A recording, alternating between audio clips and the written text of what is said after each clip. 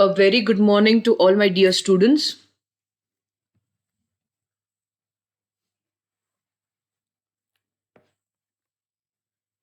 In my last class, I have completed Unit 2, wherein I have completed the first part of Unit 2, which states about the fundamental rights of a citizen.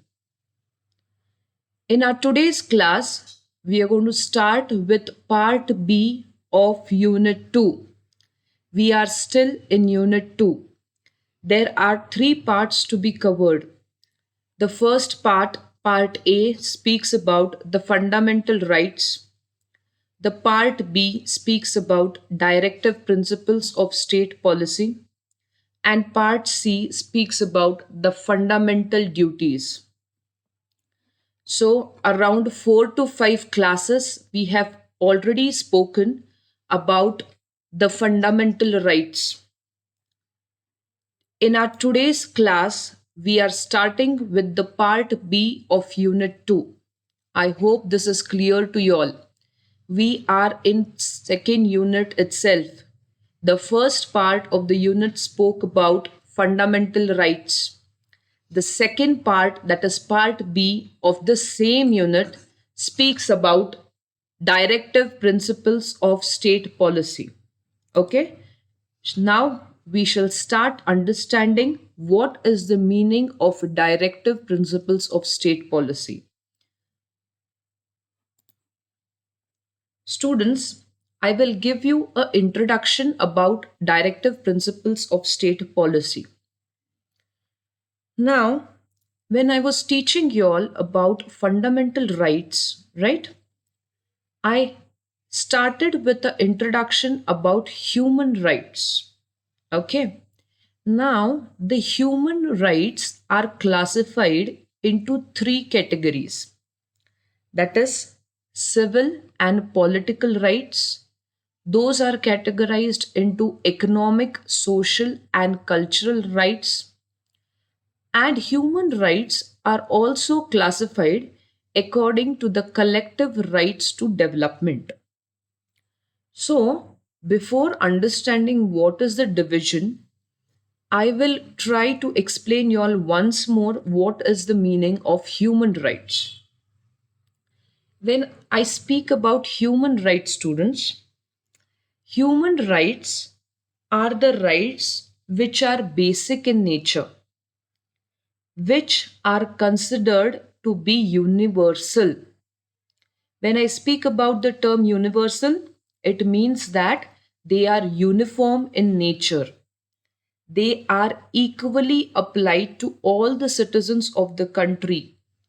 There is no special privilege, there is no special favoritism given to any person of the country.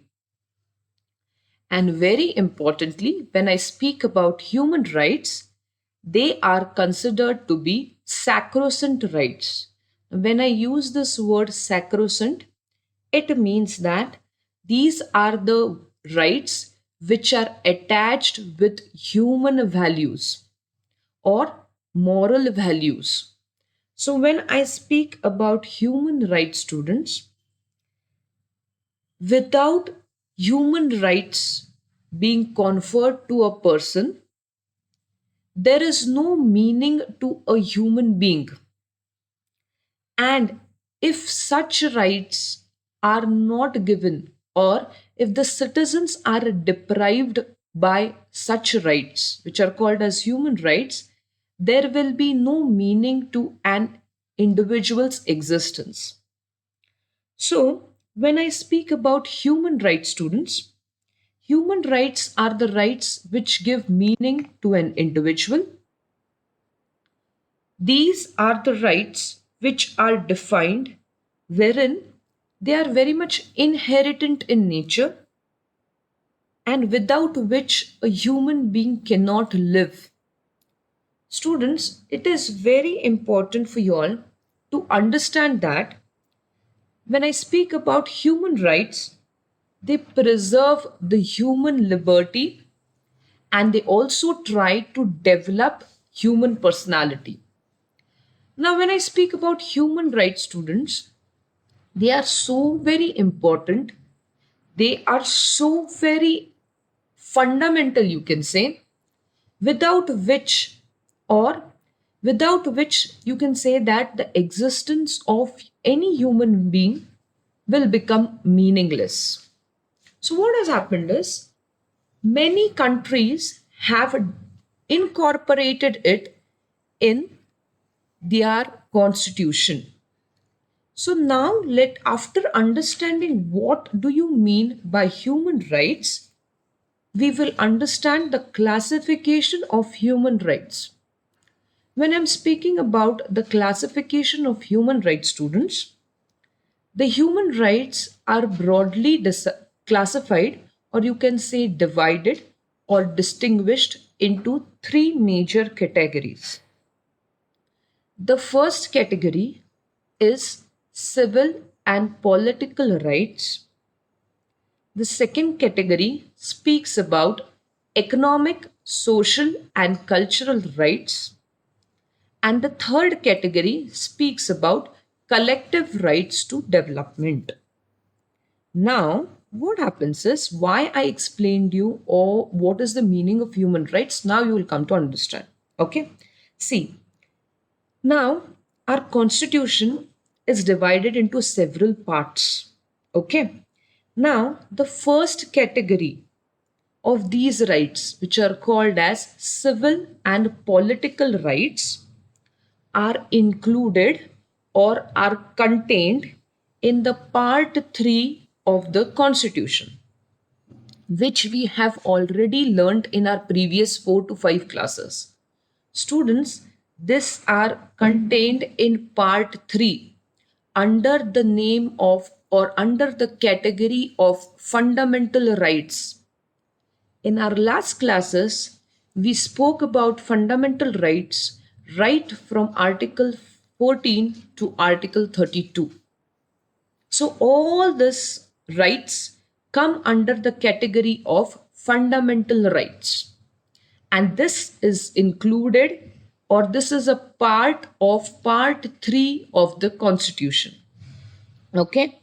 Now, the second category, which deals with economic, social, and cultural rights which are conferred, this are contained, or this category is contained in the part 4 of the Constitution. And these are under the category of DPSP, which stands for Directive Principles of State Policy, which in our today's class we are going to go through. And the last one, that is the collective rights to development. Students, these are the duties of the states which are used in making the laws. So, when I speak about the first category, when I speak about civil and political rights, they are included in part 3 of the Constitution under the category of fundamental rights, which we have already studied. The next category speaks about economic, social, and cultural rights. Now, we are going to study this part of the unit, wherein this comes under the category of part 4, and this is named as Directive Principles of State Policy. So, once more, I'm telling you, human rights are the rights which give meaning to an individual's and which are classified into three major categories: civil and political, under the name of fundamental rights; next, economical, social, and cultural, under the category of directive principles of state policy; and the third category follows or states that collective rights for development or to development. Okay. Now, in our next slide, we are going to understand what do you mean by directive principles of state policy. So let's start understanding in our today's class what do you mean by directive principles, or you can say what is the nature of directive principles of state policy. Okay. Students, when I'm speaking about the directive principles of state policy, first of all, you should understand that the short form is as follows: DPSP, which stands for Directive Principles of State Policy. Students, when I speak about Directive Principles of State Policy, they are considered to be very much positive, and these are positive obligations on the state which are enumerated or incorporated in part 4 of the constitution. Now I will explain you all the meaning of the first point. Now when I speak about directive principles, students, these are obligations. These are the responsibilities. Now, these are obligations and responsibilities of whom? These are the obligations and responsibilities on the part of the state. And very importantly, you should understand that when I'm using the term as state, it includes both central government and it also includes state government. So, when I speak about directive principles of state policy, you can call them as responsibilities, you can call them as obligations which have to be performed or which has to be carried out by the state. Now, when I speak about state, it includes both central government as well as state government, and this are enumerated means incorporate, or it is categorized under part 4 of the constitution. Students, when we were studying fundamental rights were included in the part 3 of the constitution. Directive principles of state policy are being included in the part 4 of the constitution. Okay, so remember when I'm speaking about the directive principles, these are the obligations, these are the responsibilities which have to be carried out by the state. It is they are not to be carried out by the citizens. It is for the welfare of the citizens. It is the duty of the state, not of a citizen. When I include the word state, it includes both central government as well as state government. Now, when I speak about directive principles of state policy, students, I told you they are being embodied or they are being included in the part 4 of the constitution. And very importantly, you should understand that these are the directions which are given to the state and the central government to guide the establishment of a just society in a country. Now, when I speak about directive principles of state policy, the constitutional framers have incorporated it with certain objective, with certain aim. And what is that aim? The aim is that our country should be, or you can say our society should be such that we should have a welfare society, or you can say that these directive principles of state policy can act as a direction. These can act as a guidance. To whom? These directive principles can act as a guidance. These directive principles can act as a directions, and they are given especially to the state government as well as central government, and their major objective is to see to it that we have a just society. Now, what do you mean by just society? Fair society, wherein each and every individual gets justice in our country. Now, when I speak about this directive principle, students, now it so happened that according to our constitution, the government always have to keep in mind that when they are framing any laws of the land, see, Nobody should be deprived of any rights. Each and every citizen of our country has a right, and this has to be conferred by the constitution of our country. Now, when I speak about the directive principles, students, these are the aims and objectives which have to be perceived by the central government and the state government. What happens is when I'm speaking about directive principles, there are certain goals, there are certain objectives which has to be fulfilled. The constitutional framers have given certain aims, certain objectives, wherein these have to be followed by the state and the central government. And these objectives and these aims are included in the directive principles of the state policy. So, once more, I'm repeating, when I'm speaking about directive principles, students, you should clearly know that directive principles of state policies are obligations, are responsibilities, wherein the state should perform it. And when the state is performing it, the constitutional framers have given a direction.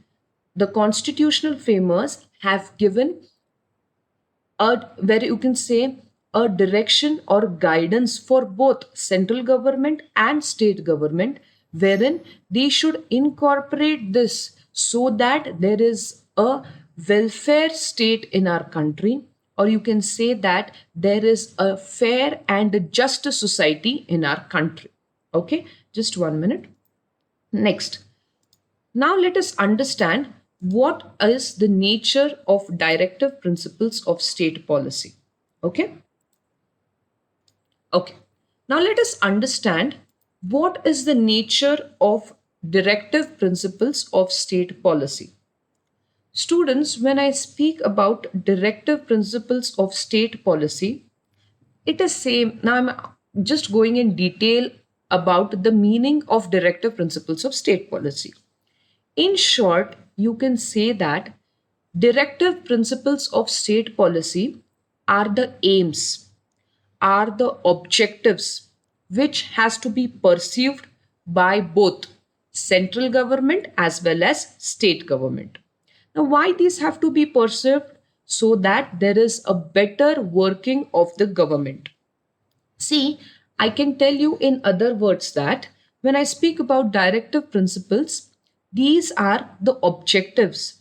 These are the ideals which has to be followed by the union government, that is central government as well as state government, and these governments have to keep this objectives in mind when they are formulating or framing policies as well as they are passing laws. So, when I speak about directive principles, you have to understand that they are the guidelines, okay?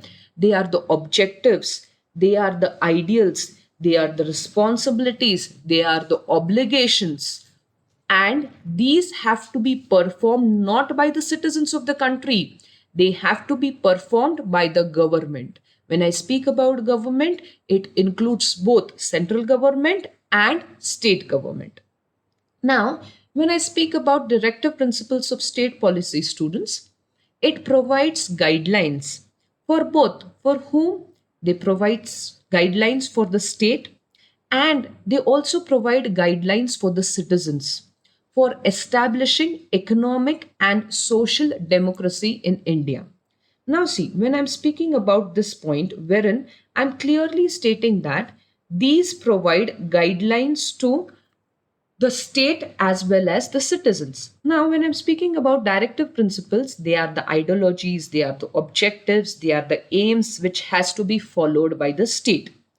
And if the state is not following those ideologies, if the state is not following those terms and conditions, those obligations, when I include state, central and state government both, then what can citizens do? The citizens can ask for a right wherein they can ask to confer a right wherein they are being asked to get a better society.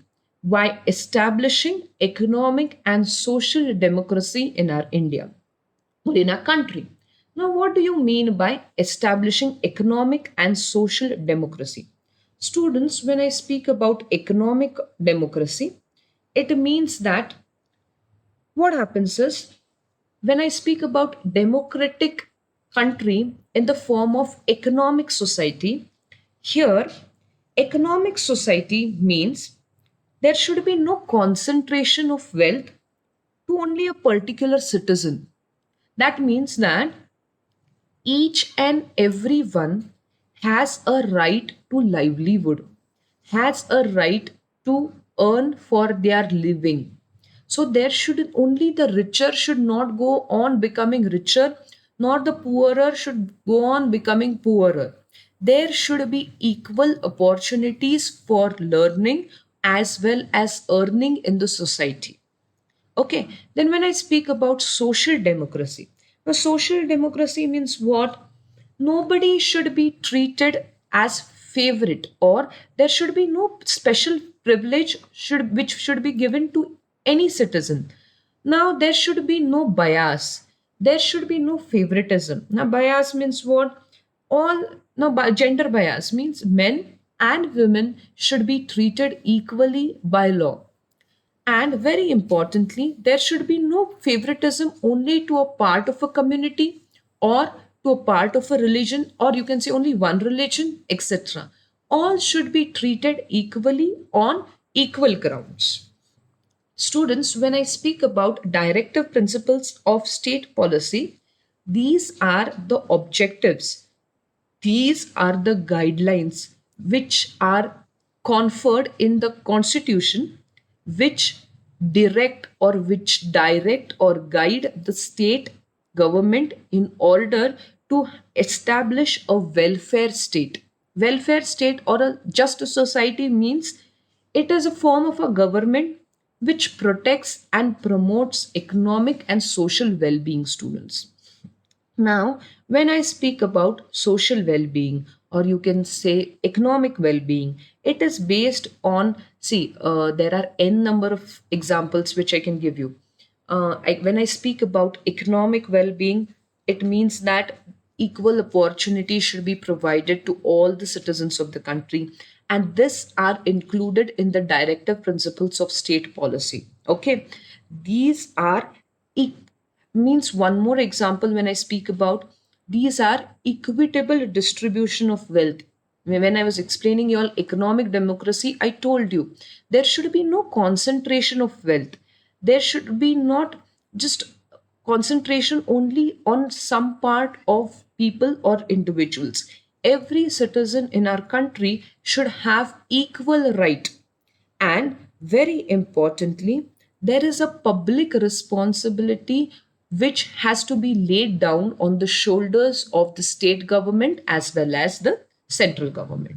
So, when I speak about directive principles of state policy, students, you have to understand that these are, once more, I will repeat, these are the obligations, these are the guidelines, these are the aims, these are the objectives which has to be pursued, which has to be performed on or by the central government as well as the state government. When we were speaking about fundamental rights were the human rights wherein these human rights were conferred on the citizens of the country. These were the rights which were given to the citizens of the country. But when I speak about directive principles of state policy, students, these are the directions, these are the guidelines, these are the aims which has to be performed so that there is a just and a fair society in our country, so that these principles have to be followed by the state government. There are some directive means there are some directions which are given by the constitutional framers. There are some guidelines which are being given by the constitutional framers which help us to understand that what are the things or what are the directions which should be followed by the state government as well as central government. Okay. Now let's move to the next slide, which says or which speaks about characteristics of directive principles of state policy. Students, let us now understand what are the directive principles of state policy. Okay?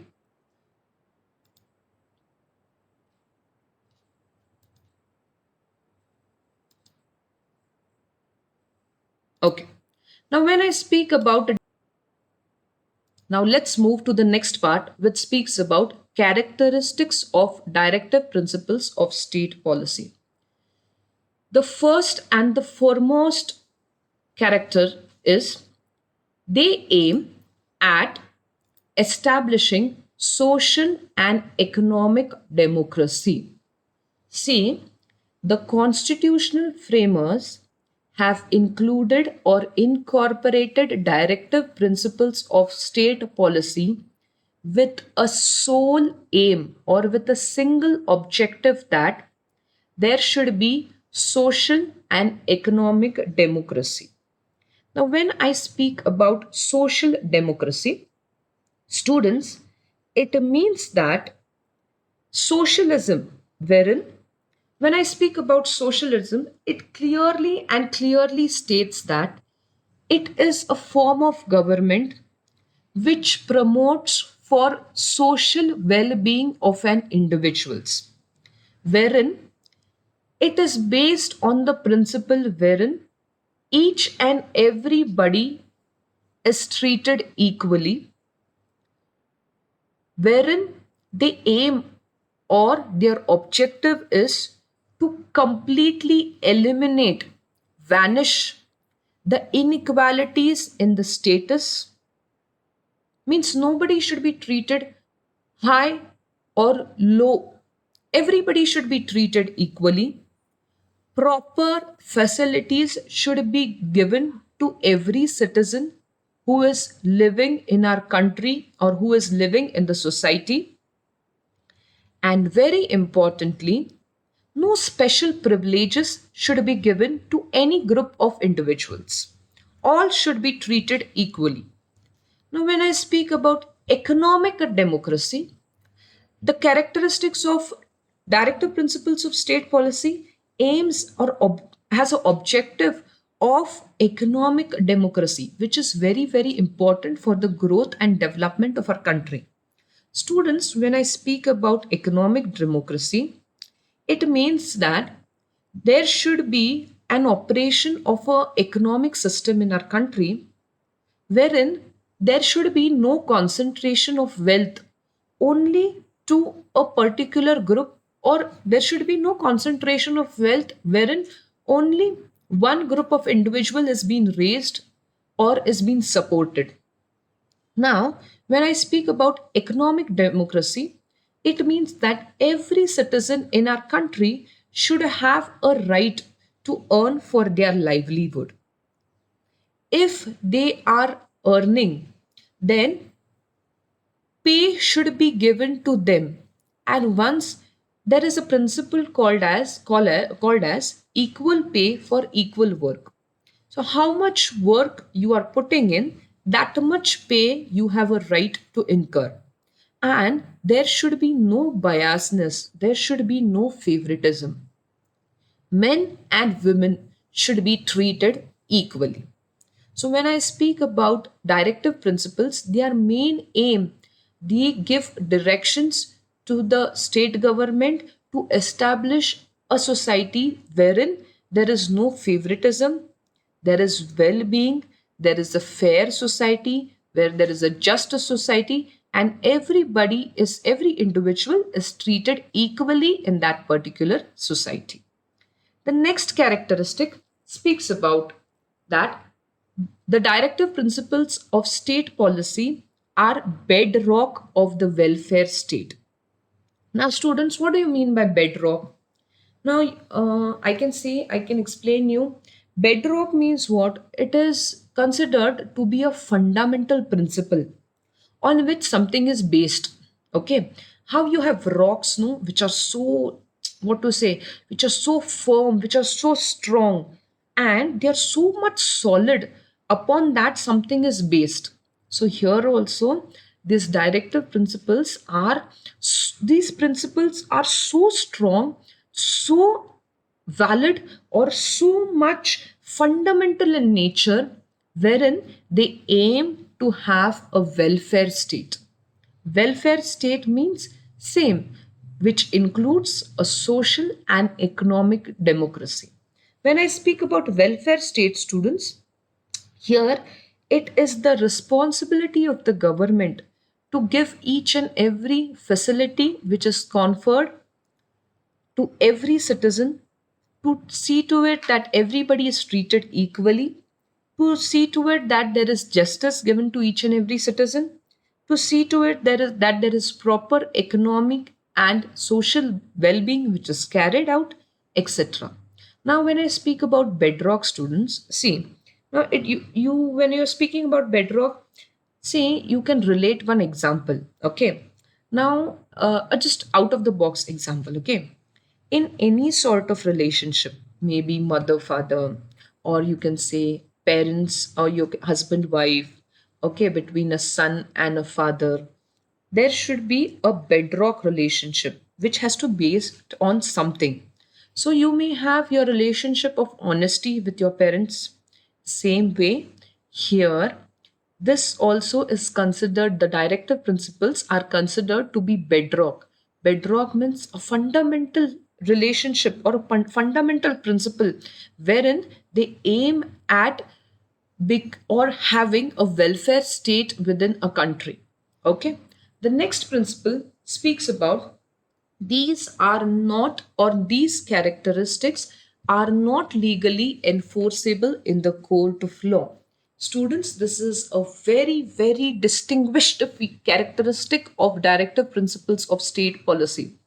When I'm speaking about this principle or this characteristics, they are called as non-justifiable, wherein you cannot go and that enforce these principles in the court of law. These are just obligations, students. These are just responsibilities which have been carried out. You, as the citizen, cannot go in the court of law and enforce these directive principles of state policy. They are just, you can say, they are just obligations. These are just guidelines. These are just rules. These are just principles which have to be followed by the state and the central government.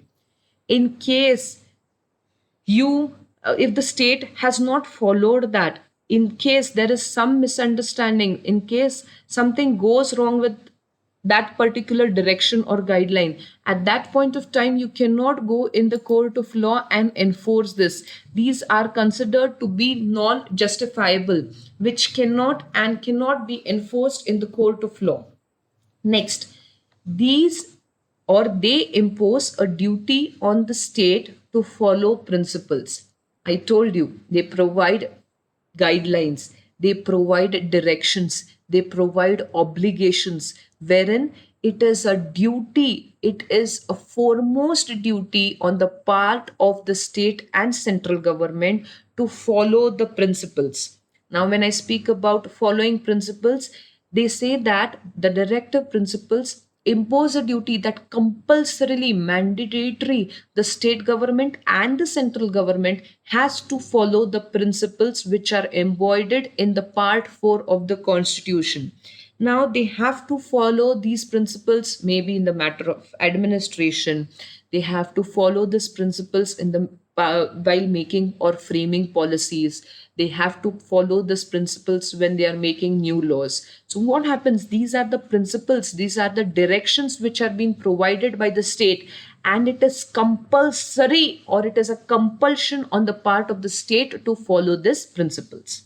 Next, the next characteristics which states that the fifth one, the directive principles of state policy embody the objectives of the state. I already explained you in my last slide that when I'm speaking about uh, directive principles of state policy, these are considered as essential guidelines which has to be followed by the state government as well as central government. These are considered to be the aims and objectives which has to be pursued or which has to be followed by the state government as well as the central government, wherein they have to have an objective which states that a country should be having a just society, a welfare state, wherein you have social as well as economic democracy.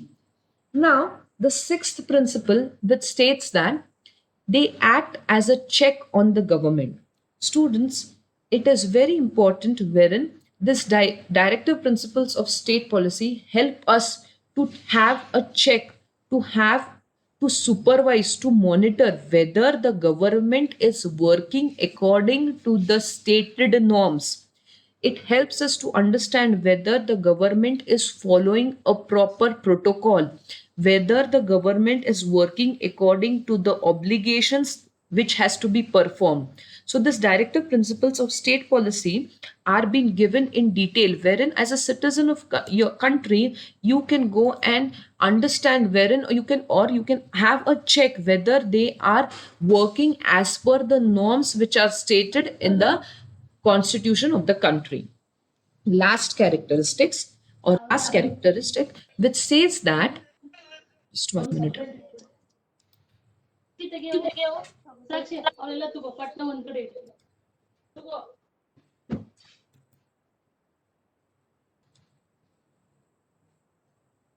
Okay, so let us speak about the last characteristic which says that the directive principles of state policy helps or they help to commit the state to promote welfare of the people.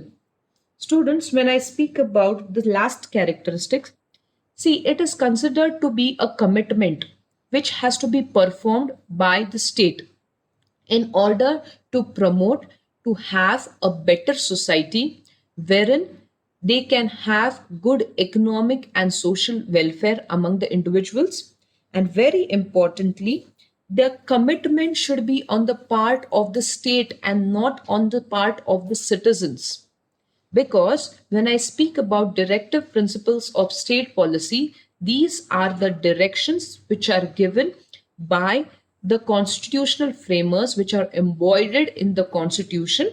And these are the principles which are given to the state government as well as central government, wherein they have to understand to promote the welfare of the people. Now, how they can promote the welfare of the people? They can promote the welfare of people by affirming or by promising that, you can say, there will be social, political, or economical justice which will be prevailing in the country. And very importantly, you will be having a right to fight against economic and social inequality if caused. So very importantly, when I speak about directive principles, students, the first two terminology only you should understand. Directive principles means what? These are the principles which give directions to the state government as well as central government in order to establish a social and economic democracy, or in order to establish a welfare state in the country. Okay, now let's move to the next thing. Now, students, when I speak about directive principles of state policy, before understanding the importance, I will tell you all that the directive principles of state policy have been embodied or they have been copied from Ireland's constitution. I was teaching you all, remember that when I was teaching you all the silent features of the Constitution, that we have embodied or incorporated different provisions or different articles from the Western cultures, wherein we as Indians have copied this directive principles of state policy from Ireland's constitution. And very importantly, whenever it is necessary, we have also made amendments or changes towards it. Like example, they did not have a provision wherein we had a setup of village panchayat, but our country needed it, or you can say prohibiting cow slaughter. This was not there, but we as Indians, according to our need, we have embodied it. Now, when I speak about directive principle, students, They are contained in part 4 of the Constitution. And totally, there are 16 articles to be studied in this. Okay. So, totally, we have 16 articles to be studied in the directive principles of state policy. Just for 2 lines or 3 lines, I'll give you importance, not very, this in detail. Students, when I speak about the directive principles of state policy, once more I will just repeat or give you the glance of my entire class. They are considered as the guidelines or instructions which are given to the state government or they are given to the central government. Very importantly, they are not justifiable, means what I told you, they cannot be enforced in the court of law. But what has happened is the Supreme Court has given number of judgments and given the importance of directive principles of state policy. Students, when I speak about directive principles, it is so very important that it is considered to be concise, it is considered to be a core part of the Constitution. And always the courts have tried to interpret the fundamental rights meaning and its successfulness, and it has tried to attempt to bring together even the fundamental rights of the country and the you can say directive principles of the state policy. So these are considered to be a very important part of the Constitution, and which gives you a true scope to understand what has to be achieved, what has been laid down already in the Constitution. Okay, now there are totally 16 articles to be concluded in this directive principles of state policy. They are very small. Tomorrow we will take up, or in my next class, we will start with the different articles of directive principles of state policy. Okay, with this, I end my today's class. Thank you. Have a good day.